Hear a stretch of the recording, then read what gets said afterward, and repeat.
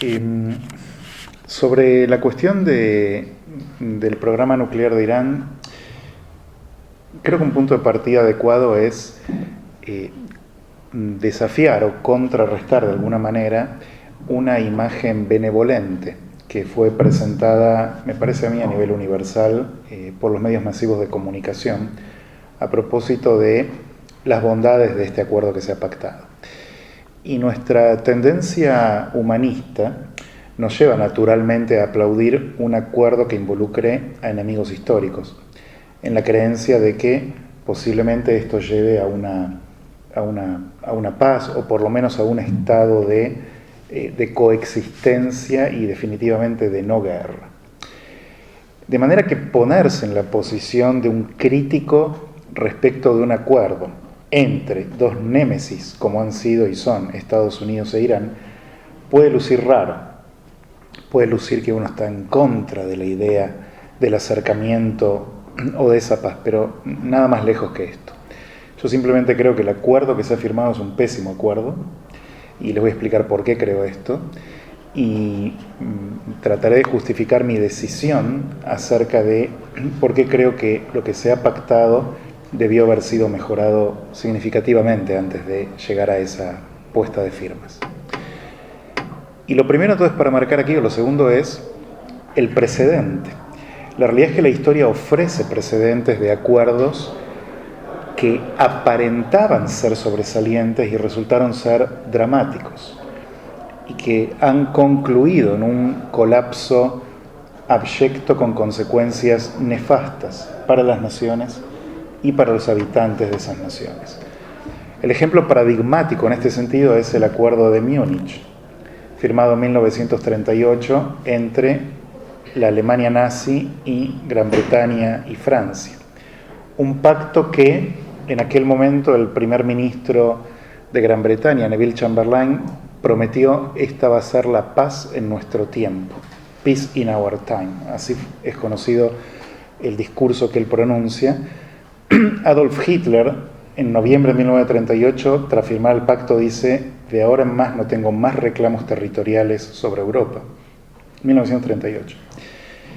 Y en aquel momento, un gran opositor a este acuerdo era el líder de la oposición, Winston Churchill, que cuestionó a diestra y siniestra este pacto, al punto tal que el diario Times de Londres dijo que había que colgarlo al señor Churchill por estar en contra de este pacto que se suponía iba a alumbrar un camino de paz.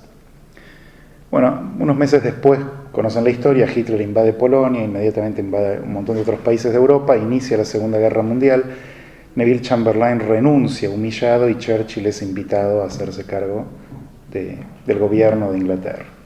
Triunfa en la guerra, con apoyo de Estados Unidos, por supuesto, y luego hay elecciones en Inglaterra tras la guerra, e inmediatamente lo sacan del poder a Churchill. ¿No? Estas son las ingratitudes a veces para los políticos, ¿no?, en el juego de la democracia.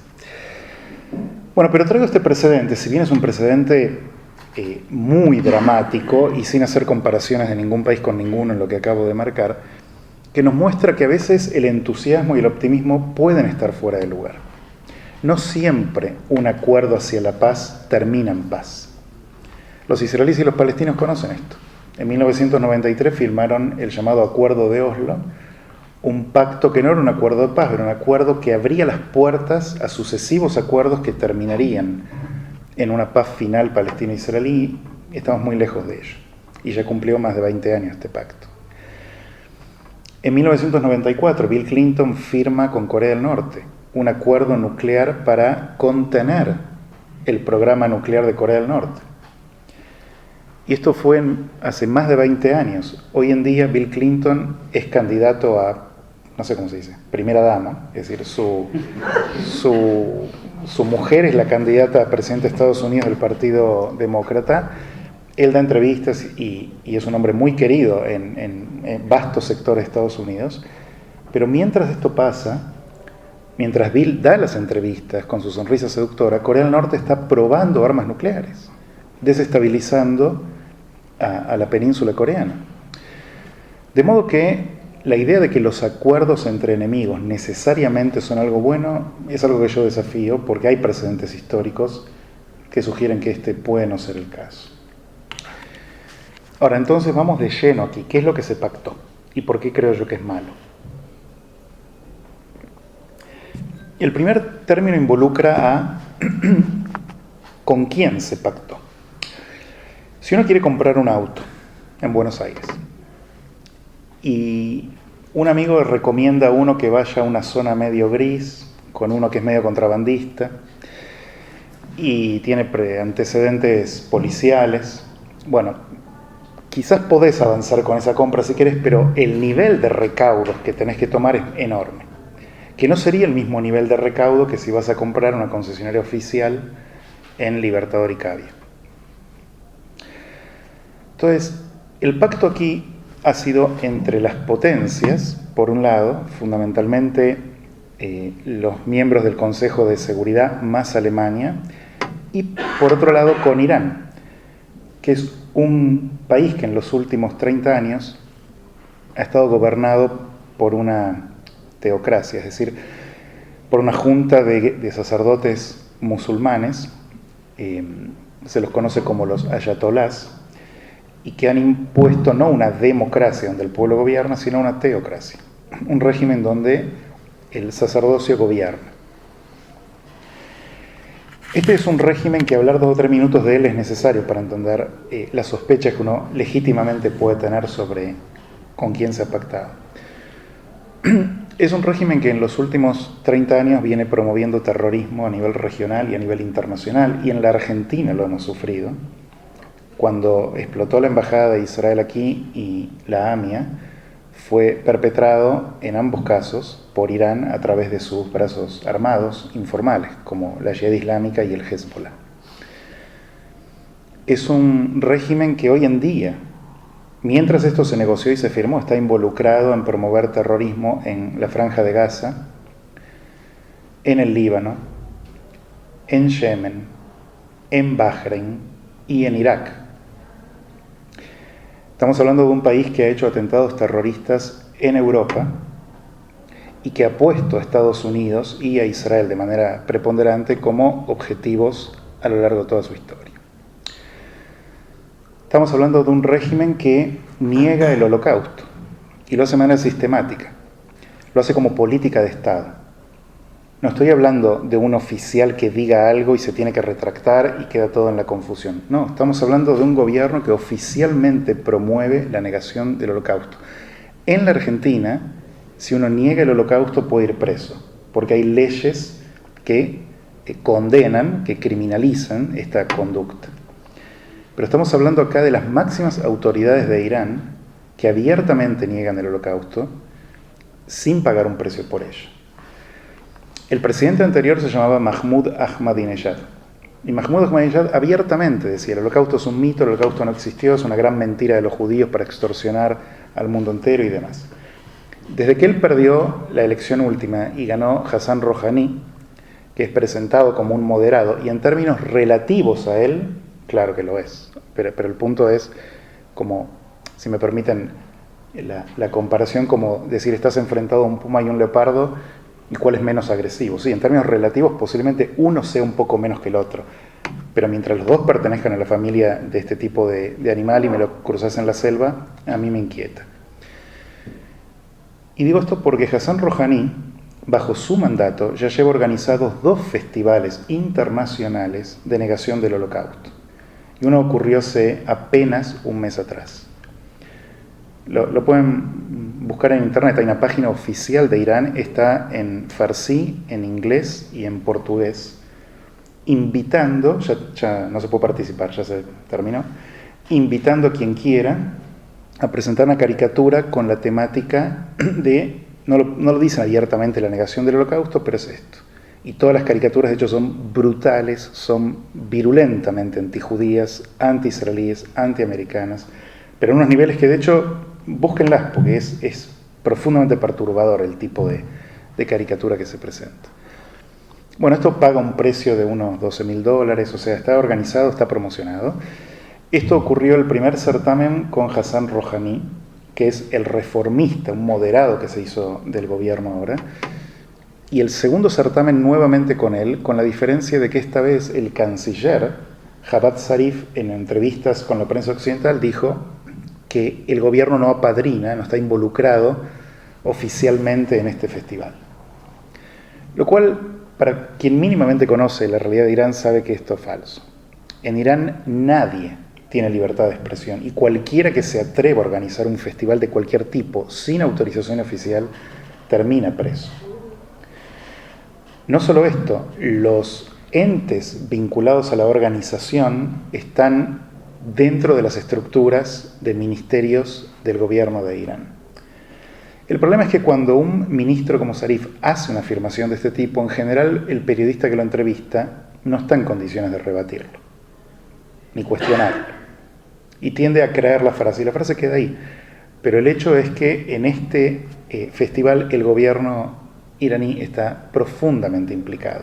Y además les recuerdo, no es una democracia, no es un lugar donde uno independientemente organiza un festival.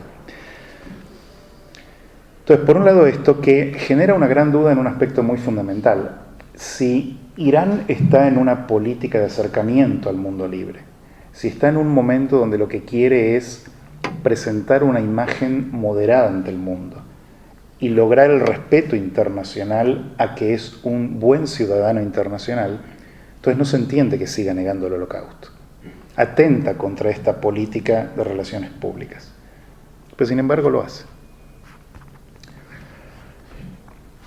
El otro tema es que hace la naturaleza de Irán es que es un... No digo al pueblo iraní, ¿no? Cuando hablo de Irán hablo del régimen que gobierna Irán. De hecho, ahora les voy a contar una anécdota personal que valida la distinción que hago.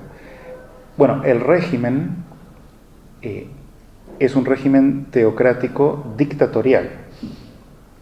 Es un régimen donde hoy en día estamos legítimamente escandalizados porque en Estados Unidos un ciudadano americano musulmán mató a casi 50 homosexuales. Ustedes deben saber que en Irán oficialmente se cuelga a los homosexuales, se los estrangula. Y en muchísimos casos se hace de manera pública, se los pone la soga al cuello, se ata a una grúa y la grúa va subiendo. Esto es público. No sé si han visto la serie Homeland, alguno de ustedes. Sí. Bueno, creo que es la tercera temporada o la segunda, que termina con la muerte de Brody. Sí. Lo matan de esa manera. Y la serie, que es una serie, nadie va a citar académicamente una serie, es un reflejo de lo que ocurre verdaderamente en Irán. Eso no es ficción de Hollywood, es un método de ejecución, es colgarlo al homosexual y levantar la grúa para que quede colgando un tiempo ahí. Bueno, y esto se hace de manera oficial, de manera pública. Este es el régimen con el que se ha pactado el acuerdo nuclear. De manera que con un régimen así, yo hubiera esperado unas precauciones, unas medidas de control verdaderamente robustas, y no las veo en el acuerdo. Yendo al acuerdo en sí. Pero les prometí la anécdota personal. Yo fui columnista del Miami Herald. Columnista del Miami Herald. Y una de mis notas que publiqué era a favor del movimiento estudiantil de Irán, que en el año 2002-2003 había hecho una sublevación contra el gobierno, que fue reprimida. Y mi nota trataba de esto, de que el mundo libre tenía que prestar atención a estos jóvenes estudiantes que estaban agitando a favor de la democracia, mucho antes que la primavera árabe, ¿no? Que ocurrió 8 años después, fuera de Irán, en el mundo árabe. Esa nota, el movimiento estudiantil pro democracia en Irán la tomó y la publicó en su website, traducido al farsi. De manera que yo tengo un profundo respeto por el pueblo iraní, por un pueblo que hoy está siendo oprimido por este régimen. Por eso distingo, esto es muy importante. Cuando hablo de Irán a secas, estoy hablando del régimen, no del pueblo de Irán. En relación a la cuestión nuclear de Irán, bueno, hay muchos interrogantes antes de entrar en el pacto. Primero, Irán es un país muy rico en petróleo. Es miembro de la OPEP y es uno de los máximos exportadores, o lo era hasta que empezaron las sanciones, de petróleo a nivel mundial. sobra petróleo. A diferencia de Estados Unidos o Rusia, que son enormes productores de petróleo, pero lo consumen mayormente, en el caso de Irán o Arabia Saudí y otros, exportan casi toda su producción. Bueno, un país que tiene semejantes reservas de petróleo no luce lógico que quiera desarrollarse nuclearmente para generar, por ejemplo, electricidad, para dar algún tipo de uso médico o civil, porque podés hacerlo a través de las vastísimas reservas petroleras que tenés. De hecho, en el contexto de las sospechas que habían surgido a propósito de la naturaleza del programa nuclear de Irán, que Irán siempre declaró que es pacífico y civil, pero grandes partes de la comunidad internacional creen que no es el caso, creen que tiene finalidad militar, se le había ofrecido importar uranio enriquecido, es decir, que Irán dé el uranio, por ejemplo a Rusia se habló, o a Francia en algún momento, que lo enriquezcan a una gradación que se asegure que es exclusivamente un uso pacífico y civil, y que se la devuelvan a Irán para que le dé el uso que considera adecuado por viabilidad económica o científica, lo que fuera. Irán nunca aceptó esto. Y hay precedentes, como países como Finlandia, Suecia, España, Corea del Sur, que tienen reactores, pero han importado uranio en algún momento. Un aspecto muy llamativo es que Irán construyó sus reactores nucleares, sus instalaciones nucleares, muchas de ellas bajo tierra, no las declaró a la Agencia Internacional de Energía Atómica, que es el ente internacional dependiente de la ONU que regula estas cuestiones, y las rodeó de bases de misil tierra-aire, lo cual para una nación que está desarrollándose pacíficamente, como declara, es extraña la conducta. Y no menos extraño es que Irán haya llegado al extremo de convertirse en un paria internacional bajo sanciones económicas, diplomáticas y financieras muy severas que se le aplicaron en los últimos tiempos, en aras de ir adelante con un programa civil pacífico, nuclear. Es raro. Digo, ¿qué precio va a pagar una nación de quedar fuera del sistema, por ejemplo, económico mundial? Una de las sanciones lo sacaba de lo que se llama SWIFT. El SWIFT en inglés son las iniciales de un sistema que es lo que, cuando vos querés hacer una transferencia bancaria electrónicamente a nivel internacional, sin eso no podés. Irán quedó fuera de eso en un momento, o sea que estaba casi obligado a ir al mercado negro o transar en otra moneda que no sea dólar. Bueno, es decir, quedó muy, muy afectado, con una economía muy dañada, producto de su ambición de continuar con este programa nuclear, de manera que eso también llama la atención. Si el programa es pacífico, ¿hasta qué punto avanzás desafiando a la comunidad internacional y quedando expuesto de esta manera? Y expuesto también a algo que era nada menos que una guerra, porque Israel había públicamente dicho que nunca iba a permitir que Irán obtenga el arma nuclear. Y se especulaba con que podría atacarlo militarmente para evitar esto. Bueno, este preludio nomás para ir al pacto. Salvo con la última y ya entramos en eso. La Agencia Internacional de Energía Atómica, en un reporte de noviembre del 2011, dijo, cito, que Irán, comillas, trabajó en el desarrollo de un diseño local de un arma nuclear. Esto lo dijo la AIEA tras inspeccionar Irán en el 2011, en noviembre, que Irán trabajó en el desarrollo de un diseño local de un arma nuclear. Y en febrero del 2013, otro reporte dijo tener, comillas, serias preocupaciones relativas a las posibles dimensiones militares del programa nuclear de Irán. En el año 2008, un presente más, y sí entro en esto y le doy la palabra a Damián, Olli Heinonen, que fue vicedirector general de la AIEA, en el año 2008, ante 100 delegados internacionales, dio una conferencia clasificada que años después se supo lo que dijo, y es lo que les voy a contar ahora. En aquel momento no se supo, pero años después sí. Y en esta conferencia, el vicedirector general de la AIEA presentó datos que en una operación conjunta la inteligencia alemana y norteamericana había tomado una laptop de un ingeniero iraní implicado en el programa nuclear, que mostraba el arco de trayectoria de un misil de largo alcance, Shahab 3, que tiene 1500 kilómetros de largo, que largaba, no sé técnicamente cómo es esto, una bomba que detonaba a 600 metros de altura. Es decir, había como un simulacro de este tipo de explosión. Yo no soy un experto en bombas, pero me parece que una bomba nuclear es efectiva en el aire, no en la tierra, que tiene que explotar a cientos de metros de altura, como explotaron las de Hiroshima y Nagasaki, por ejemplo. De manera que esto es un precedente grave, a menos que se trate de propaganda anti-iraní, pero estamos hablando del vicedirector general de la Agencia Internacional de Energía Atómica. Esto ocurrió en el 2008. Ahora, en relación entonces al acuerdo, ¿por qué digo yo que el acuerdo no es bueno? Por supuesto que se han negociado una serie de... ¿Cómo estoy con los tiempos? No controlé. No controlé. Fabián, ¿controlaste el tiempo? Estamos. Bueno, unos minutos y redondear. En relación al contenido del acuerdo, a mí lo que me preocupa es que esencialmente lo que se pactó es un acuerdo tal en que Irán no renuncia a su programa nuclear. Irán no renuncia. Irán lo que hace es restringir el acuerdo. Y lo restringe no para toda la vida, lo restringe por un plazo determinado que caduca. Este es un acuerdo con fecha de vencimiento, como un contrato de alquiler. Dentro de, dependiendo qué cláusula miremos, 10 o 15 o 25 años, el acuerdo termina. En este periodo, gradualmente se van a ir levantando las sanciones internacionales que costó muchísimo construir e imponer sobre Irán.